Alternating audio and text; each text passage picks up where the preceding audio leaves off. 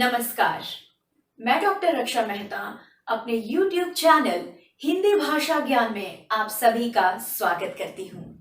जो लोग मेरे चैनल पर पुराने हैं उनको पता है कि मैं किस तरह की वीडियोस लेकर आती हूँ, लेकिन जो लोग मेरे चैनल पर नए हैं उनकी जानकारी के लिए मैं बताना चाहती हूँ कि मैं सामान्य हिंदी के विषय लेकर आती हूँ। मेरे चैनल पर एक बच्चा जो नया नया हिंदी सीख रहा है, पहली बार हिंदी सीख रहा है, उस बच्चे से लेकर जो बड़े विद्यार्थी प्रतियोगी परीक्षाएं यानी कि कॉम्पिटिटिव एग्जाम्स लिख रहे हैं उन तक सबके लिए इस चैनल पर सामग्री उपलब्ध होती है। यह सामग्री आपके लिए बहुत लाभदायक सिद्ध होगी क्योंकि हिंदी भाषा जिसका सही व सटीक रूप लिखना, पढ़ना व बोलना किस प्रकार सीखा जाता है आपको मेरे चैनल में देखने को मिलेगा। स्वरों से लेकर, वर्णों से लेकर, अक्षरों से लेकर व्यंजन, वाक्य, शब्द सब पर मेरे चैनल में आपको चर्चा मिलेगी। और यदि आप चैनल से जुड़ना चाहते हैं तो अवश्य जुड़िए क्योंकि आपको इसमें अवश्य नई नई और सटीक बातें सीखने को मिलेंगी। मैंने डिस्क्रिप्शन बॉक्स में सामान्य हिंदी का एक लिंक डाला है, कृपया उस लिंक पर जाएं और उसकी सारी वीडियोस अवश्य देखें।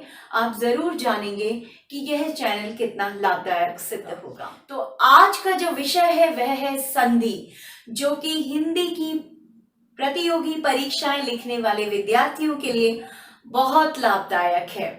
तो संधि विद्यार्थियों को इसमें बहुत कठिनाई आती है, वे समझते हैं बहुत कठिन विषय है, तो इसे बहुत सरलता से किस प्रकार समझा जा सकता है, यह विषय लेकर मैं आप सभी के समक्ष आज उपस्थित हुई हूं। तो चलिए शुरू करते हैं। संधि वर्णों के मेल से उत्पन्न होने वाले विकार को संधि कहते हैं। अब वर्ण किसे कहते हैं इसके लिए आप सामान्य हिंदी की वीडियोस मेरी देखेंगे तो वहां पर आप समझ जाएंगे कि वर्ण किसे कहते हैं। और यदि आपको पहले से पता है तो कोई दिक्कत नहीं है।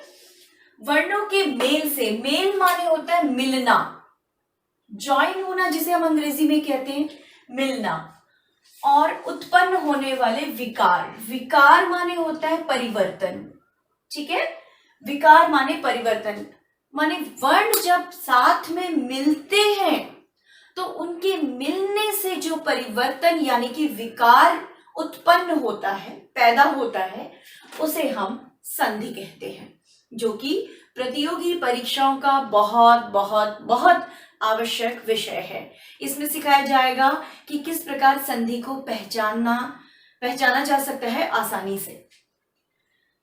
ठीक है, अब सबसे पहले बच्चों को भ्रांति हो जाती है, कंफ्यूज हो जाते हैं संधि और समास में क्या अंतर है। दोनों एक जैसे वो समझते हैं, लेकिन दोनों में बहुत बड़ा अंतर है। संधि जो है वो वर्णों का मेल है। ठीक है, वर्ण अ, आ, ई, उ, ऊ, री, ए, ओ, अंग, अहम, वर्णों के मेल से संधि, और समास जो है वो शब्दों का मेल है। वर्णों के मेल से विकार आता है, परिवर्तन आता है, शब्दों के मेल से मेल होते समय विकार नहीं आता। ये मैं आपको एक उदाहरण से समझाती हूं। देखिए, जैसे विद्या,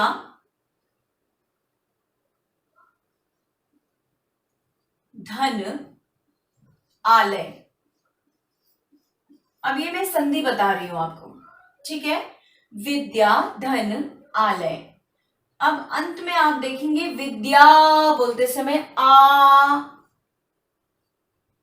का स्वर है, और आलय बोलते समय तो आ दिख ही रहा है हमें, तो अब यहां पर दो आ हो गए हैं, विद्या का आ और आलय का आ। अब ये दोनों आपस में जुड़ जाएंगे तो विकार क्या उत्पन्न होगा कि ये बन जाएगा विद्यालय। अब आप देखिए, विद्यालय लिखते समय हमने विद्या और आलय का आ और विद्या का या दोनों नहीं लिखे, क्योंकि मेल हो गया ना, क्योंकि उनका मेल हो गया इसलिए हमने लिखा विद्यालय। या तो यहाँ पे आपको दिख रहा है लेकिन आ आपको यहाँ नहीं दिख रहा, तो ये विकार उत्पन्न हुआ, दोनों आपस में मिल गए, मिक्स हो गए जैसे, तो विद्यालय।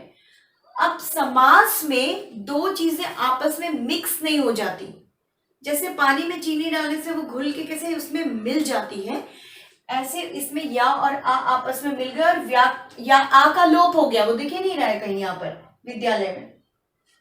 लेकिन जब हम समास में आते हैं तो दो शब्दों का मेल है, जैसे कमल, धन, नयन। अब इसमें भी अ का स्वर है, कमल नयन में भी अ का स्वर है, लेकिन क्योंकि संधि नहीं होगी, क्योंकि ये जब मिलेंगे तो समास। अब इसमें कैसे होगा, कमल नयन, अब कोई भी गायब नहीं हुआ, कुछ भी लुप्त नहीं हुआ, कमल भी पूरा दिख रहा है, नयन भी पूरा दिख रहा है, समझे आप। तो ये है अंतर संधि और समास में। तो अब हमारी भ्रांति नहीं होनी चाहिए संधि और समास में।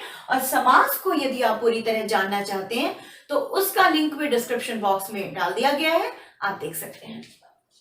अब हम संधि के प्रकार पढ़ते हैं। संधि के 3 प्रकार हैं, स्वर संधि, व्यंजन संधि तथा विसर्ग संधि। स्वर संधि, व्यंजन संधि और विसर्ग संधि, ये 3 संधियां होती हैं, ये 3 प्रकार हैं। आज हम पढ़ रहे हैं स्वर संधि। स्वर संधि में क्या होता है, जो आपके स्वर होते हैं, अ आ इ ई उ ऊ ऋ ए ऐ ओ अं अह, ये हमारे स्वर हैं।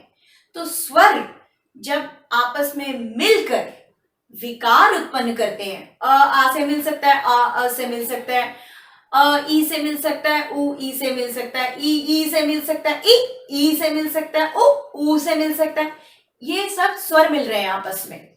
तो स्वर जब आपस में मिलकर विकार उत्पन्न करते हैं, वहां पर स्वर संधि होती है। स्वर संधि जो हम आज पढ़ रहे हैं उसके 5 भेद होते हैं। प्रथम भेद मैंने लिखा है दीर्घ संधि,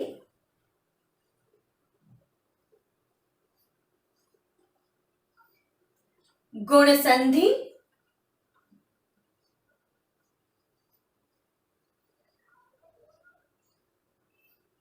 वृद्धि संधि,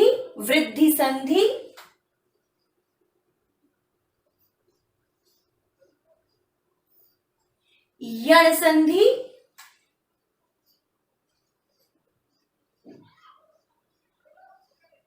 और अयादि संधि।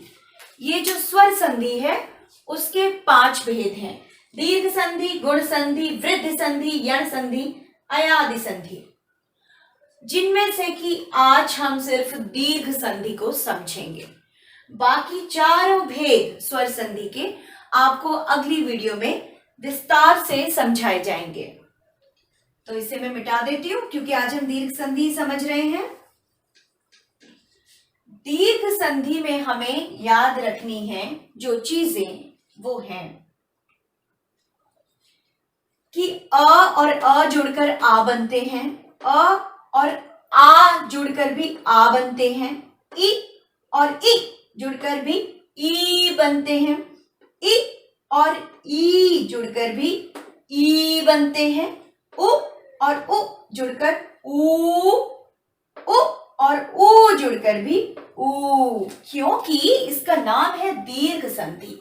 दीर्घ माने बड़ा, ठीक है। तो जब हम बचपन में कैसे पढ़ते हैं, अ जो है वो ह्रस्व स्वर है, उसके उच्चारण में कम समय लगता है अ, लेकिन जब हम बोलते हैं आ तो समय ज्यादा लग रहा है, ई बोलते हैं तो समय कम, ई समय ज्यादा, उ समय कम, ऊ समय ज्यादा।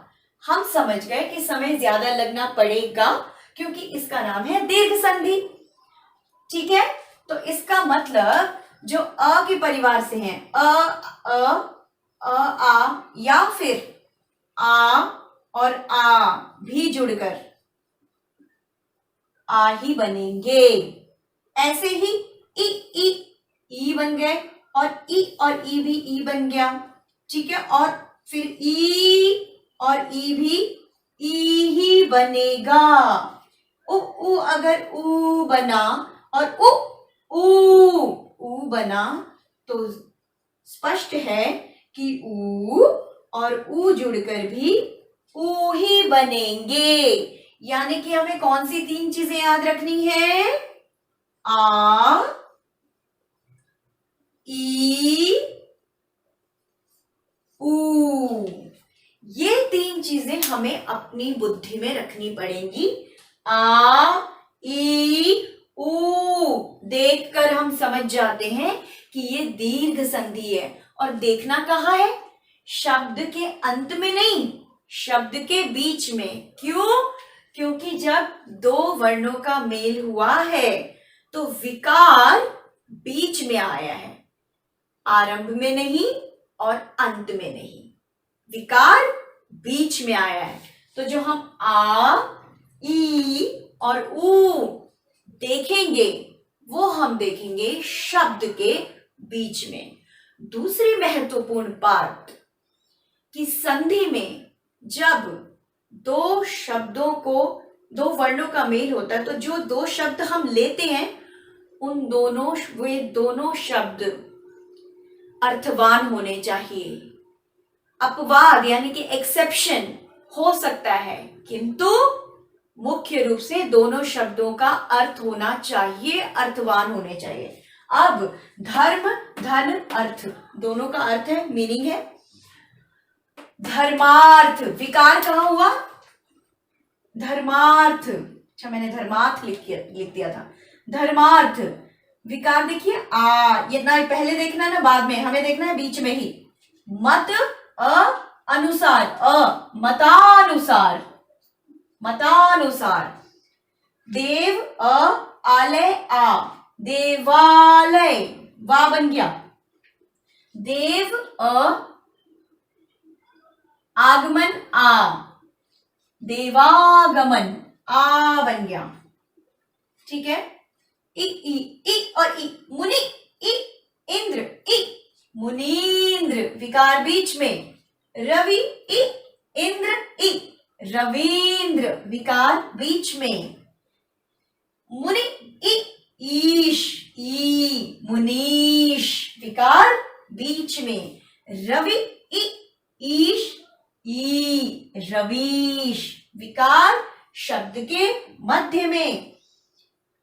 ऊ से ऊ बन रहा है। भानु, उदय, भानुदय। लघु, उत्तर, लघुत्तर, विकार मध्य में। लघु ऊर्मी, लघुर्मी, विकार आया शब्द के मध्य में। और क्योंकि इसका नाम दीर्घ संधि है तो विकार क्या देखना है हमें कि आ होना चाहिए, ई होना चाहिए, ऊ होना चाहिए। उससे हम समझ जाएंगे कि यहां पर दीर्घ संधि है और इस प्रकार उन्हें जोड़ा जाता है। तो आशा करती हूं कि आप संधि भी समझे होंगे, संधि और समास में अंतर, संधि के भेद, संधि के प्रकार और स्वर संधि का पहला भेद, स्वर संधि किसे कहते हैं और उसका पहला भेद जो हमने पढ़ा दीर्घ संधि, उसे कैसे पहचाना जाता है, कैसे विभाजित किया जाता है, यह आप भली भांति समझे होंगे। यदि आप समझे हैं तो कृपया टिप्पणी बक्सा में लिखकर मुझे अवश्य बताइए। अपने मित्रों संबंधियों के साथ वीडियो बांटिए, चैनल को सब्सक्राइब कीजिए और हिंदी संबंधी इन्हीं ज्ञानवर्धक वीडियोस के साथ मैं आप सभी के समक्ष पुनः उपस्थित होंगी। तब तक के लिए सीखते रहिए, सिखाते रहिए। नमस्कार।